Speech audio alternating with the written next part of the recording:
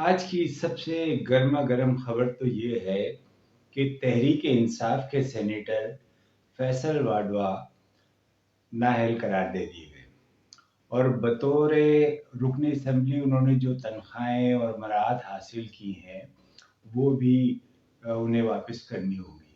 یوں تقریباً 2.5 کروڑ یا 3 کروڑ کے ایسے اخراجات ہوں گے جو فیصل واڈا کو واپس کرنے ہوں۔ اس کے ساتھ ہی جو سب سے بڑا نقصان ہوا وہ تحریک انصاف کو یہ کہ فیصل واڈوا کے جانے تھے اور ان کے نااہل ہونے سے اس سے پہلے وہ ایک کراچی کی قومی اسمبلی کی نشست گنوا بیٹھے۔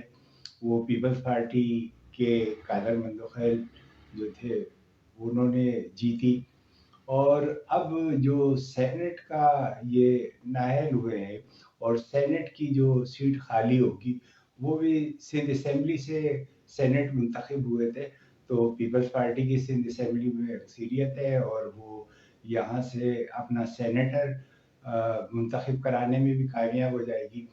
یوں تحریک انصاف کو پے در پہ ہزیمتوں کا سامنا کرنا پڑ رہا ہے۔ تو میں نے وجی سے پوچھا کہ وجی یہ صورتحال کیا ہے اور کیا اس کے بارے میں آپ کہتے ہیں، کیا واقعات تھے جن کی نتیجے میں فیصل واڈا صاحب جو ہے ان کی سینٹ کی رکنیت جو ہے وہ قومی اسمبلی کے کاغذات نامزدگی میں جھوٹ بولنے کی وجہ سے چلی گئی۔ بڑی دلچسپی بات ہے، انہوں نے یہ سوچا تھا کہ قومی اسمبلی کی رکنیت میں چونکہ انہوں نے جھوٹ بولا تھا تو اس لیے انہوں نے قومی اسمبلی کی رکنیت چھوڑ دی اور سینٹ کے وہ رکن بن گئے، اور سینٹ کی رکنیت کے لیے انہوں نے جھوٹ نہیں بولا۔ لیکن حقیقت یہ ہے کہ وہ جب انہوں نے قومی اسمبلی کی رکنیت کے لیے جھوٹ بولا تھا تو اس کا مقدمہ ان کے سامنے آ گیا تھا۔ تو اب یہ بہت عجیب و غریب سی بات لگتی ہے کہ بھائی انہوں نے رکنیت اس لیے چھوڑی کہ اس کے اندر انہوں نے جھوٹ بولا تھا۔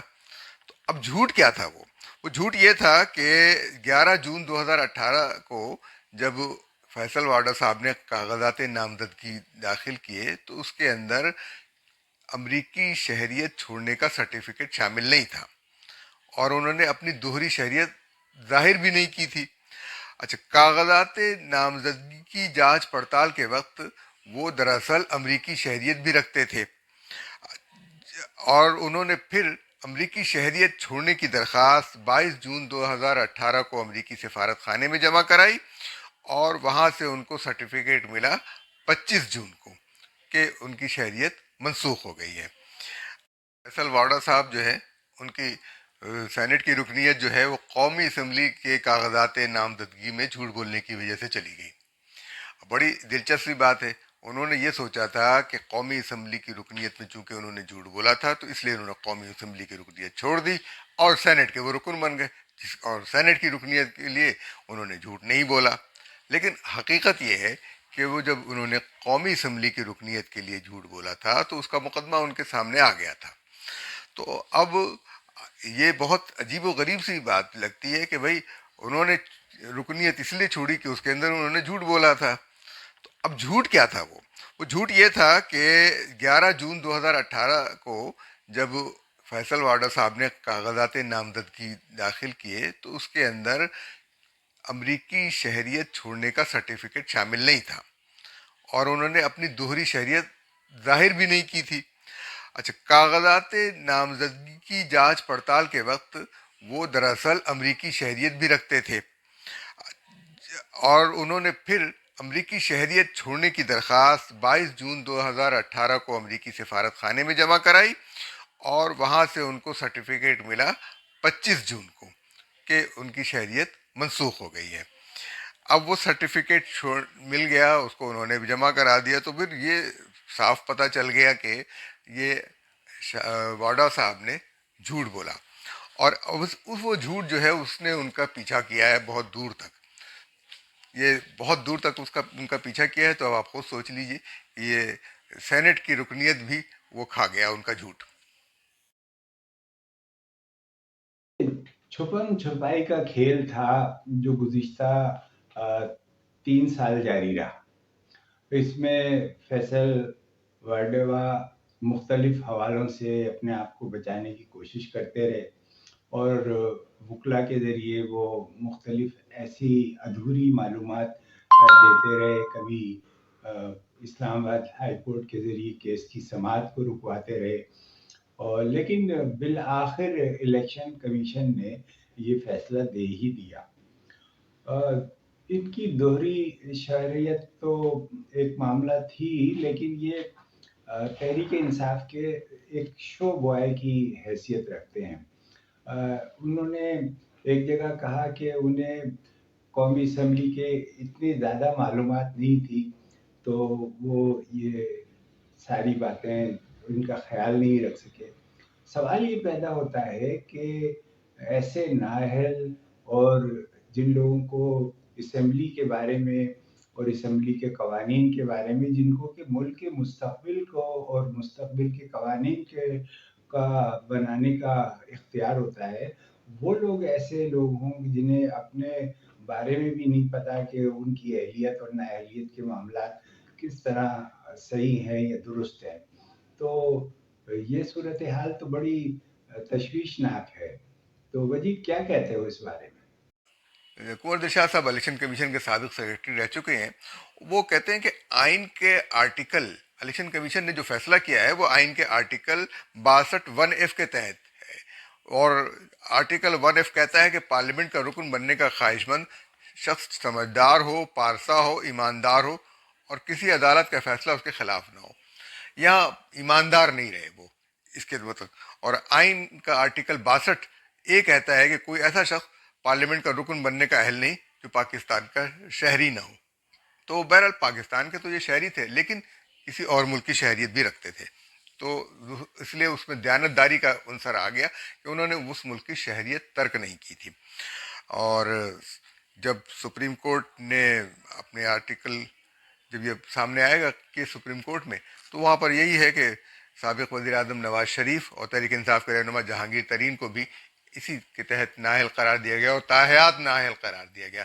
تو اب اگر ان کو 5 سال کی نااہلی دیتے ہیں تو بھی غلط ہے، اور اگر تاحیات نااہلی دیتے ہیں تو پھر صحیح ہوگا فیصلہ. لیکن تاحیات نااہلی کے بارے میں اب سوچا جا رہا ہے کہ بھئی یہ بھی ایک غلط بات ہے کہ ان لوگوں اس کو تاحیات نااہلی نہیں ہونی چاہیے. ابھی ڈپٹی اسپیکر قاسم سوری کا بھی معاملہ جو ہے وہ التوا میں ہے. بہرحال دیکھتے ہیں کیا ہوتا ہے. واڈوا جو ہے کراچی کی ایک کاروباری شخصیت ہیں، اور یہ عام طور سے گاڑیاں رکھنے میں اور بہترین گاڑی اور موٹر سائیکلیں، بڑی موٹر سائیکلیں چلانے کا ان کو شوق ہے، اور یہی شوق جو ہے وہ اس کا بار بار اظہار کرتے رہے. میں نے شو بوائے انہیں کہا تو اس کا پس منظر یہ ہے کہ جب کراچی میں پچھلے دنوں چین کے سفارت خانے پہ جو ہے وہ دہشت گردوں نے قبضہ کیا، تو اس وقت بھی یہ جناب پستول لہراتے ہوئے اور ایک کاؤ بائے کی طرح اپنے گارڈوں کو لے کر وہاں پہنچ گئے، اور سوشل میڈیا پر وہ تصاویر شیئر ہوئی اور جس پر بڑی شدید تنقید. واقعہ یہ ہوا کہ جب ابھی نندن جو بھارتی پائلٹ تھا اس کو طیارہ مار گرایا، تو اس وقت بھی یہ اس ملبے پر پستول لہراتے ہوئے پہنچ گئے، اور وہاں بھی انہوں نے اسی طریقے سے اپنی تصاویر کو سوشل میڈیا پر شیئر کی، جس پر بھی شدید تنقید ہوئی.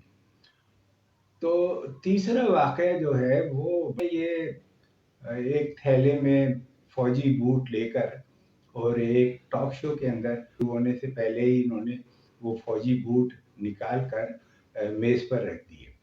اس پر بھی بڑی شدید تنقید ہوئی، اور وجہ سے میں یہی کہہ رہا تھا کہ لگتا یہ ہے کہ بوٹ والے ناراض ہو گئے کہ آج جو ہے یہ فیصلہ جو ہے وہ آنے سے ہی اس بات کی ثبوت بھی مل گیا ہے کہ بوٹ والے ناراض ہیں، اور انہوں نے اب ان کو فارغ کرنے کا فیصلہ کر لیا ہے. آپ درست کہتے ہیں کہ اس قسم کے واقعات جس میں جو وہ ابھی نندن کے جہاز کے ملبے پہ بندوق لے کے پہنچ جانا، چینی سفارت خانے کے سامنے بندوق لے کے ٹہلنا، یہ ساری چیزیں جو ہے نا یہ بہت ہی احمقانہ قسم کی حرکتیں تھیں. یعنی یہ پی ٹی آئی کے نادان دوست تھے، دانا دشمن نہیں تھے. تو اب پی ٹی آئی ویسے خیر پی ٹی آئی کو کسی دانا دشمن کی ضرورت نہیں ہے، کیونکہ اس کے سارے دشمن اس کے مقابلے میں دانا ہے. یہ ساری جو حماقتیں پی ٹی آئی کر رہی ہے کہ جی ہم اب ان کو گھسیٹ رہے ہیں، تو اپنے سیاسی مخالفین کو مسلسل نشانہ بنایا ہوا ہے، اور ملک کی جو صورتحال ہے وہ اب سب کے سامنے ہے. ہم کیا کہیں ہم ان کی کس درجے میں کہاں پر حمایت کریں، یہ ایک مشکل بات ہے. بہرحال جب سپریم کورٹ میں وہ اپنا کیس لے کر جائیں گے تو وہ بہت مشکل ہوگا. اس کے بارے میں ہم یہ کہہ سکتے ہیں کہ ان کے لیے بڑی مشکلات وہاں پیدا ہو جائیں گی. اس لیے ان کو سوچنا چاہیے کہ وہ کیا کریں.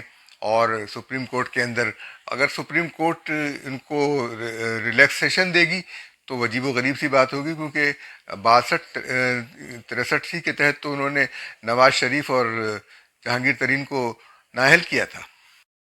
ناظرین، اسی کے ساتھ ہم آج کا پروگرام ختم کرتے ہیں اور انشاءاللہ اگلے موضوع کے ساتھ پھر حاضر ہوں گے. اللہ حافظ.